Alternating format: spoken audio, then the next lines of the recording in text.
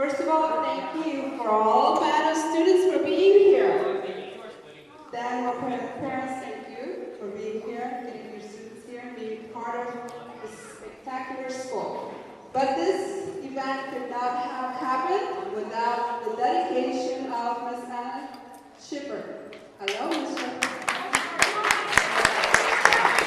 And of course, with the entire science committee. Everybody was on the battle.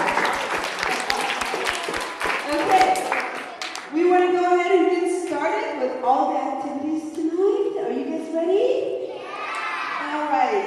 So what I'm going to do is, I understand we have two teams here, the Insomniacs and the Team Infinity. So what I'm going to do is I'm going to pass the mic up to them so that they can introduce themselves and tell you where to go to school. All right? So let's go ahead and get started. Yeah. Okay, your name is? My name is Amy, and I go to Hopkins. I'm an 8th grader. Very good. Pass the mic. I'm Anish Kannan, and I go to Mission San Jose High School. Why are you passing to this? Hello, my name is Charlie, and I'm also from Mission San Jose High School.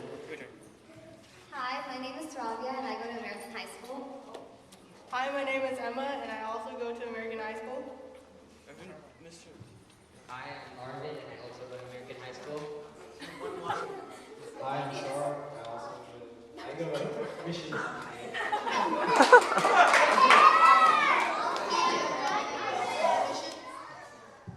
Hi, I'm Alex. I go to Washington, and I'm not used to hearing my own voice. Are you part of Insomniacs? Yeah. There you go. Okay. Hi, I'm Kevin, and I'm also from Mission San Jose High School. All right, a round of applause.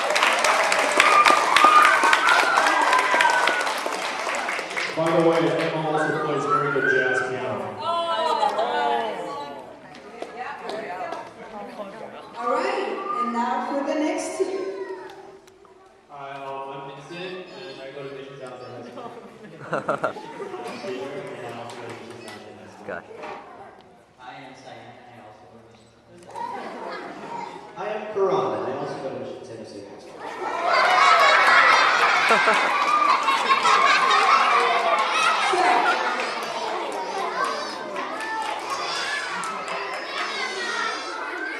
As soon as you're ready.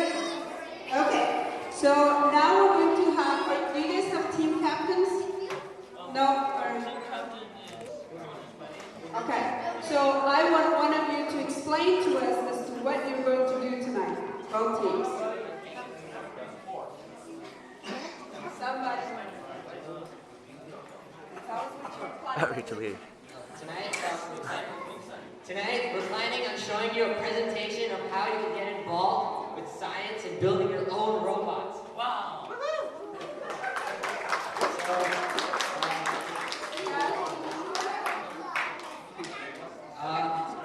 We'll start right now. Okay, hold on. And what are you guys going to do? We're also going to tell you how you join robotics as well, and later on you have a chance to drive a robot. Whoa, did you guys hear that? Did you guys hear that? You will have a chance to drive a robot. Are you guys ready for that? Yeah. Okay, it's all yours. Thank you. Are you guys ready? That's actually really good. Alright, like I said, my name is Charlie. So we are a group of middle school and high school students who decided to band together and build something amazing like that. Now, take a look.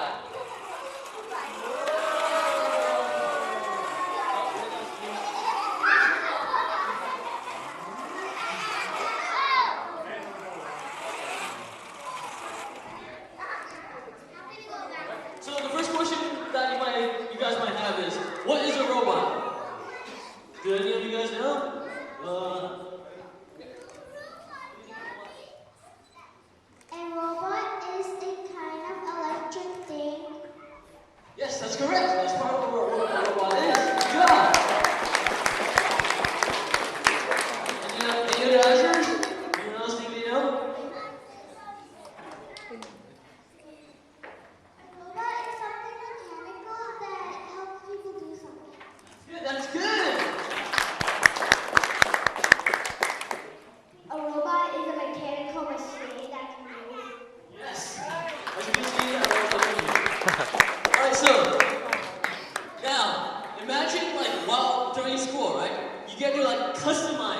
your very own robots, build it, and actually have them face off against other teams' robots.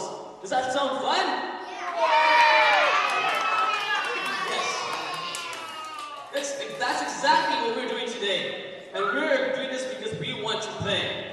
But there's something much more than just, playing with robots. When we play with our super duper awesome robots, we're also doing STEM. When I say STEM, I don't mean the stem of a plant, I mean the acronym. Science, technology, engineering, and mathematics. These 4 things are what makes our modern day world so exciting.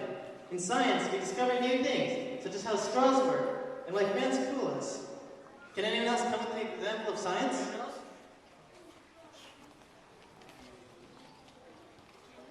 Chemical reactions. Yeah, that's good. Discover stuff. Yeah, that's good. Find out new things. Yeah, that's good.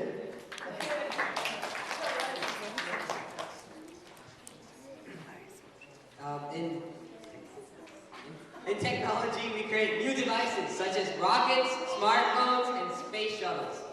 What other technology do we have nowadays?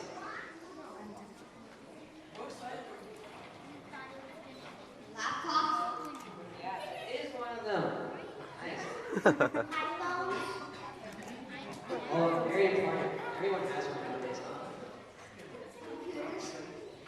Yeah, computers are like the biggest thing in our modern age. Phone. Exactly. Microphone-based technology.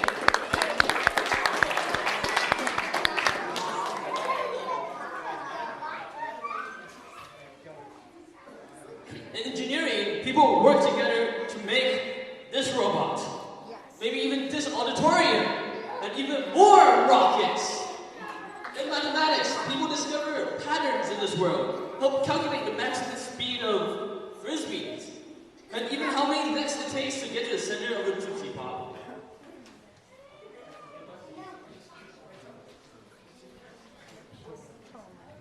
Okay, so this is where the first organization comes in.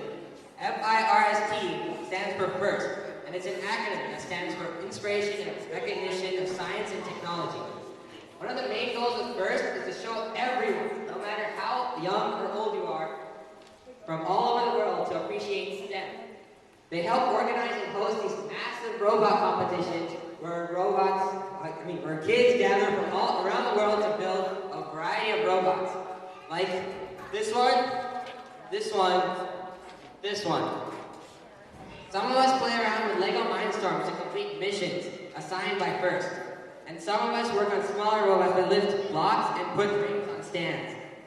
Some of us build robots about the size of large washing machines, weigh the same as 2 6th graders, and can launch frisbees. But there's more to it than just building robots. We also create nifty animations, host presentations like this one, and contact organizations for funding and support, like Google. No matter how good you are at building Legos, doing math, or talking in public, all you need to do to succeed in FIRST is to be curious and excited about what you're doing.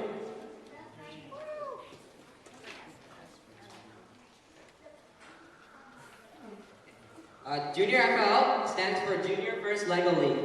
It's a contest for grades kindergarten to 3rd grade where you and up to 5 of your friends can solve problems that people are facing today and share it with the world, and even use Lego bricks to model your solution. One of the problems we are facing today, for example, is making natural disasters less dangerous for people. In this year's challenge, fittingly called Disaster Blaster, teams get to use science fair type boards to share what your solution is and build a model that explains it. Teams can use up to 1,000 Lego blocks, ramps, levers, pulleys, gears, wedges, wheels, axles, and even motorized, movable pieces to build a model. This is an example of a winning team's model.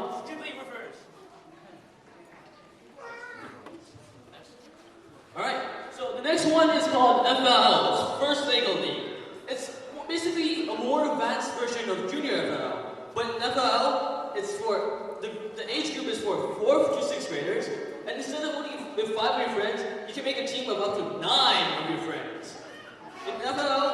try to solve the same questions as Junior FL. But this time, you actually get to build a Lego robot similar to this.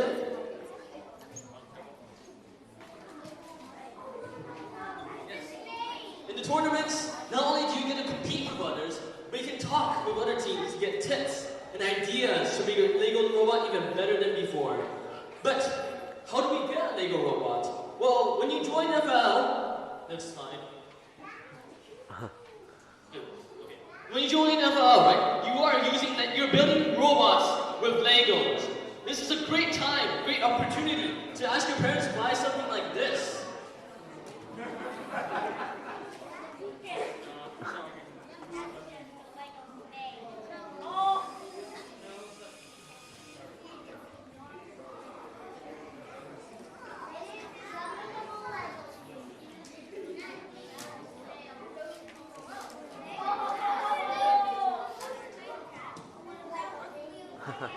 This is called an EV3. There are also older versions, including the RXC, the NXT, and this one.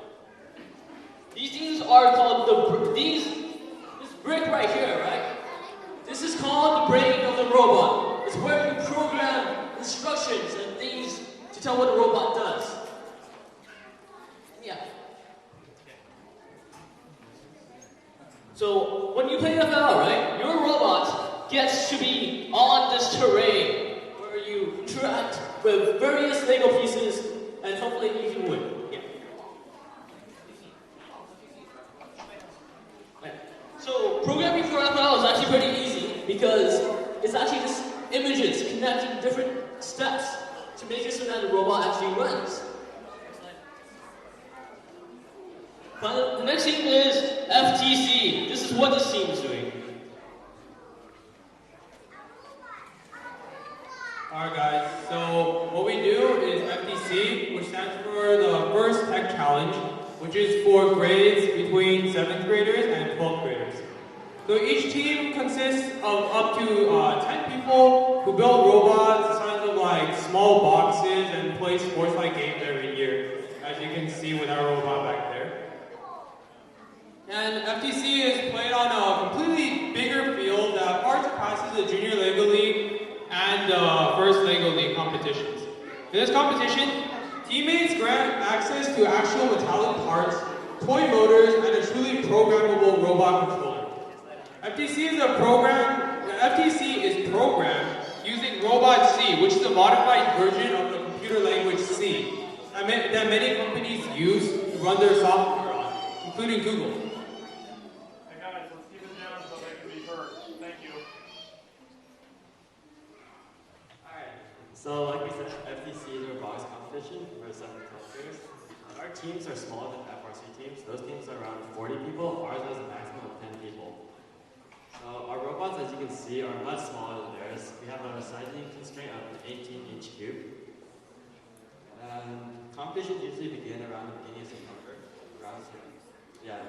The competitions announced at the beginning of September, and our first competitions are in early November. So the way our tournament works is we go to qualifiers, which are the lowest level of competition, and then from there, if we win, we move on to the regionals, which is like the best teams from all of Northern California. We compete there. Closer? Okay. So from qualifiers, we go to the regional of Northern California, where all the best teams in Northern California come and compete. It's really fun to watch. And then from there, this year they're introducing a new tournament called the Super Regional, which encompasses all of the western half of the United States for us. And then winners from this tournament go on to Worlds, which is the best tournament you'll ever see. And that's in St. Louis, Missouri.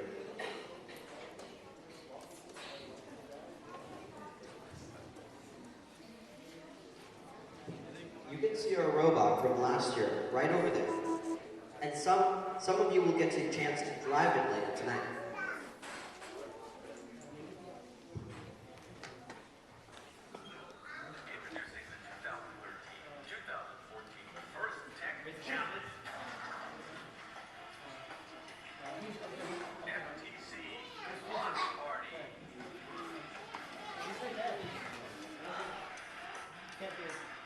A team consists of 2 driver operators, a coach, and a robot. The robot must be built from materials specified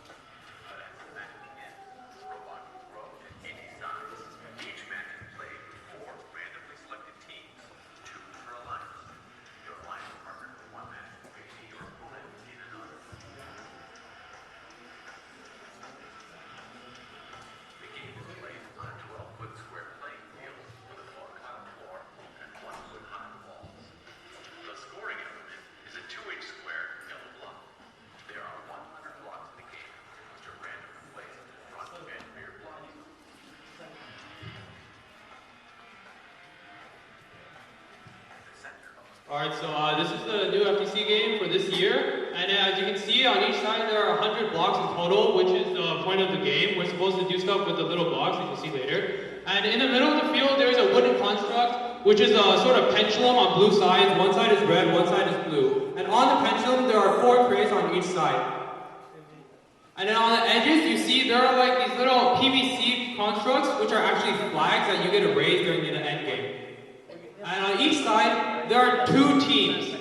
Each team consists of 2 drivers and 1 coach. And for each alliance, there's the red alliance that has 2 robots and the blue alliance that has 2 robots. Now, in the very beginning of the game, there are autonomous IR beacons, which are used for the first half of the game.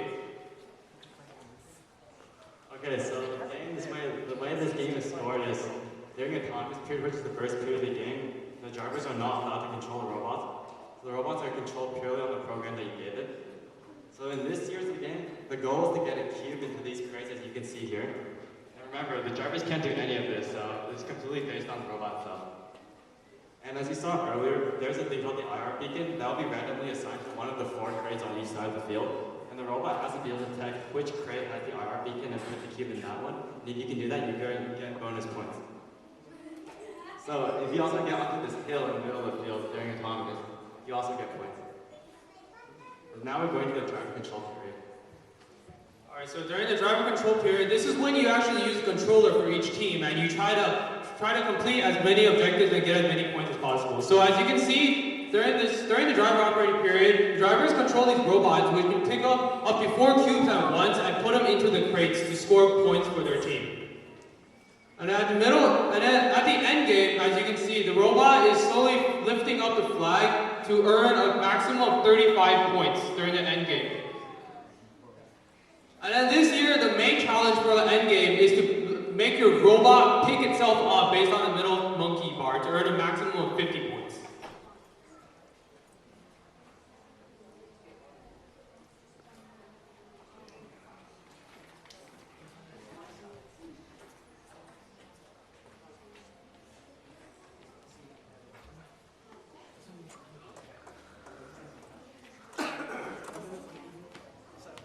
FRC stands for First Robotics Competition.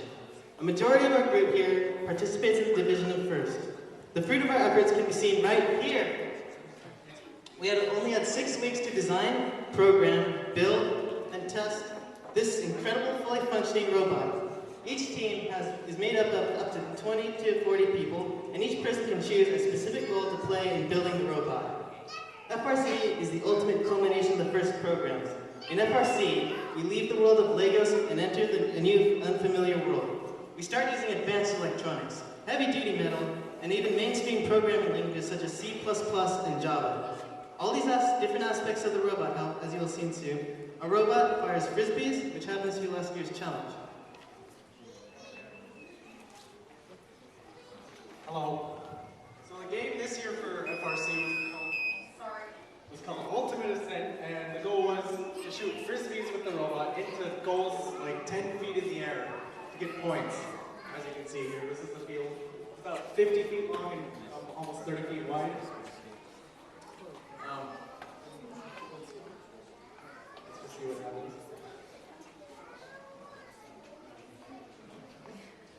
The game is played with 6 robots with 2 teams of 3 different colors. You can change the bumpers on the robot. Right now we have red wheels and have blue bumpers.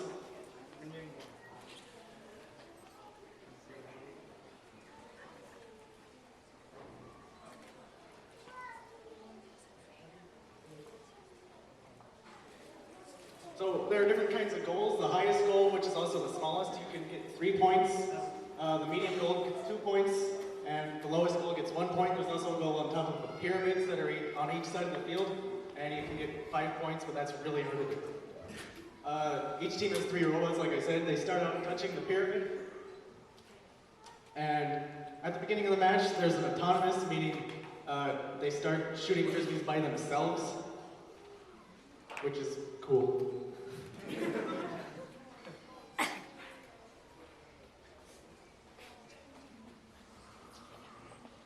After autonomous, there's a driver control portion of the match. Each robot can pick up frisbees or get fed frisbees from feeding slots on the field. And they can shoot frisbees into the goals, or they can defend other robots from shooting frisbees. There's a lot of strategy involved. This guy's kind of cute. Yeah, those are the feeding slots. There are actual human players that can feed frisbees into the field, and the robots can pick them up.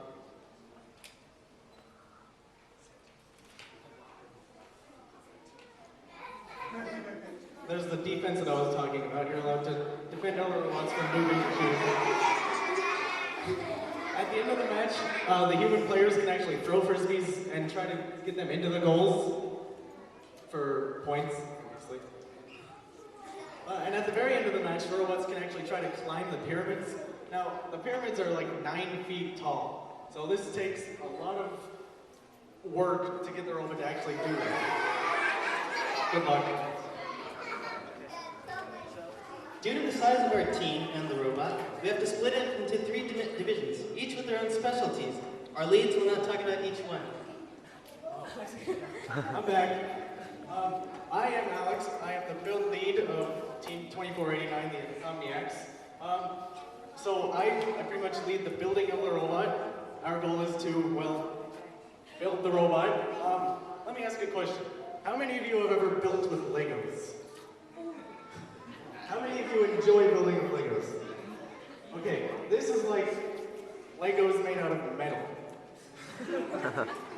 So, in the build division, there are different subdivisions. There's manufacturing. We cut the pieces and we assemble all the pieces together. There's also design. The design team, well, they design the robot. First of all, they design how it works, and then they design how it looks. Looks normally come after works, but some teams like to make the robots look pretty. There's also programming. The programming team, they program the robot with languages like C++ or Java, and every subdivision has to work together, and there's a lot of communication involved.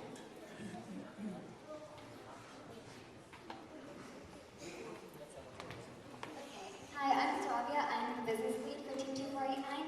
And so I know a lot of you are really excited to build a robot, but there's a lot more involved to FRC. For example, how much do you guys think it costs to do all of this, to make the robot to attend the competition? Yeah. A lot of time. Does anyone have like a number value or anything? How many dollars it is? 1,000 million, okay. Yeah. 10 to 15 billion? Okay, I'm just gonna give you a little hint. It's a little less than that. Over there, please. $100? Okay, behind. 1 cent. Alright, on this side, so some of you guys are on some extremes, but the actual number it cost us last year was about $20,000. And so for some of you who don't know how much that is, that's about the amount of money that it takes to get a brand new car. And of course, we're not going to make you pay for that because you're just here to have fun and build a robot. And that's why the business division exists. So what we do to make all that money is we contact a lot of sponsors and big companies like Google, Avid, and Western Digital, and we try to get them to sponsor us, to give us some money, and then we put their name on their logo on our robot, and you can see some of that around here. So that's how we make money for it. But to get that, we have to convince them that we're a team that's worth helping. So that's what we do, is we send out letters, we apply for grants, and do all that stuff to get money. There are also other parts, like we also apply for awards. When you go to these competitions, it's not just the robots fighting each other. There's also awards you can apply for, in which you can talk about how you help the community and etc. And the last thing we do is scouting. So how many of you guys like sports? Any of you guys like sports? Okay. So in sports and in PE, I'm sure, you always want to pick your favorite people on the team, right? So that's the same thing that we do, because this is basically a sport. The robots are playing frisbee against each other. And so business also has another part called scouting.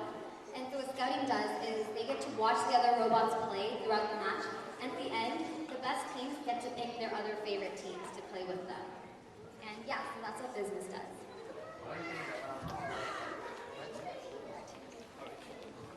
Okay, I'm Arvid, and I'm the outreach lead. And my job is to spread the first message to the local community, just like I'm doing with you guys right now. And so basically, I think we use the robot to get into, like, it's our ticket to all these festivals and, you know, like fun stuff.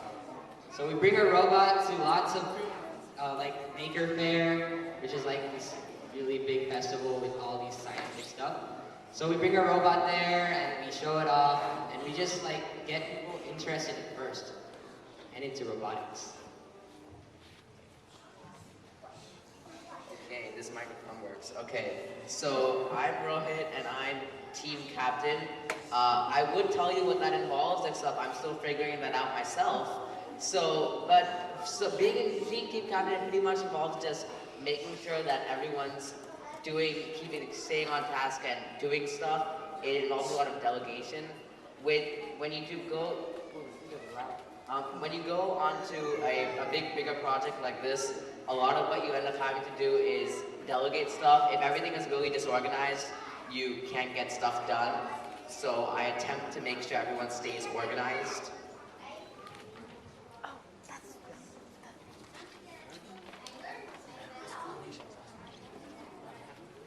Hi everyone. Who here likes their parents? Or loves their parents? I love them. And who here are parents of children who are here right now? Everyone. Hi. So, without parents, we wouldn't even be here in the first place. FIRST is a non-profit organization. And so we need parents and volunteers. You don't even have to be a parent to volunteer. The things you can do is that you can volunteer at events that are local to you. So, for example, if an elementary school holds a FLL event, you can go and sign up online through usfirst.org to see if they need help. What you can do, you can be a referee and tell the kids, okay, you have crossed the line, you have broken the rule, you get your points, your score gets subtracted. Or then you can also organize events yourself instead of volunteering. And then you can also start a team with your children, which